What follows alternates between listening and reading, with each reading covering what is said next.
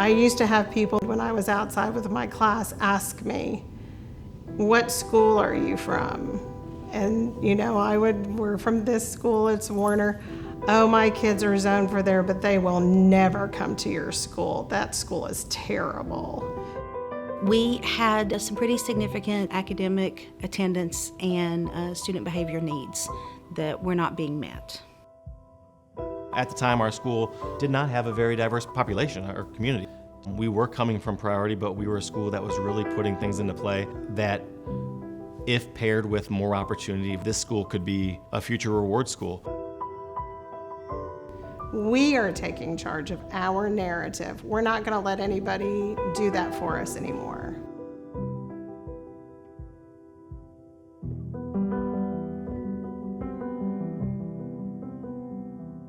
MSAP provided us the opportunity to say that, like, the world is your oyster, right? Or the sky's the limit.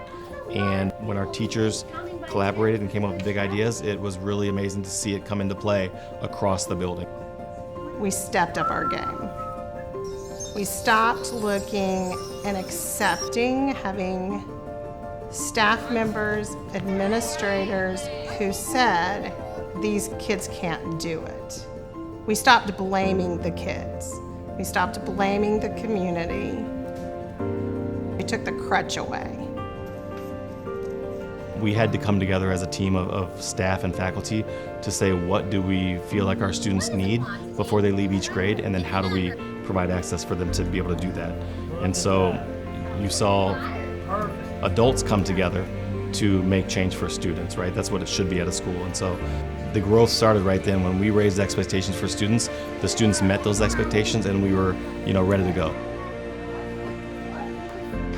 What it allows is that you can bring some additional resources to your school. It also means that you can bring some really unique offerings. Early on, it brought technology, things like smart boards, interactive panels. We have a giant interactive experience in the gym.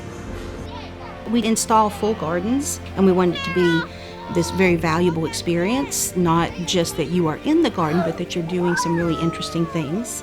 It's also provided experiences. Our children go and visit bat caves. They go to state parks. They will go to the symphony. That is how you begin to build equity. You ensure that children who are in a Title I school have those enhanced learning experiences. Professional development is key to the work. It's providing the tools that the teachers need to be able to go and execute the MSAP plan. The standards are still being taught according to the scope and sequence of the district, but we're bringing forth that rigor by adding the theme into it. Our students do things that are academically rich, but are so hands-on that they don't realize that they're learning as much as they are learning.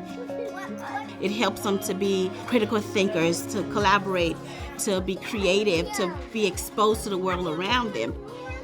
Something changed in people's minds and hearts and attitudes, and it became a place of joy. To see kids coming alive, to see them dancing, to see them singing, to see them creating things, to see all of this crazy, insane talent inside of their brains that was finally being put out there and expressed and explored and celebrated and channeled into confidence. What this magnet program did, not only did it create artists, it created leaders. Not just teacher leaders, but student leaders. We know from years of research that integrated schools serve all of us better. When we began, we were over 75% Black African American. Now that number is about 50-50. And we've done that not through displacement of existing students, but through the increased enrollment of our neighborhood families. Once people knew how they fit in and what we needed them to do, and not only that, but what they had the opportunity to do, something changed in people's minds and hearts and attitudes, and it became a place of joy.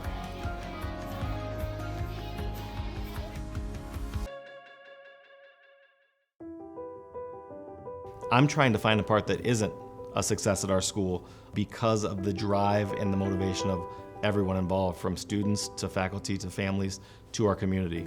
And from the support of the district, which showed that they believe in WITSIT and they believe in the MSAP grant earners. And I think it's going to be sustainable for a long time.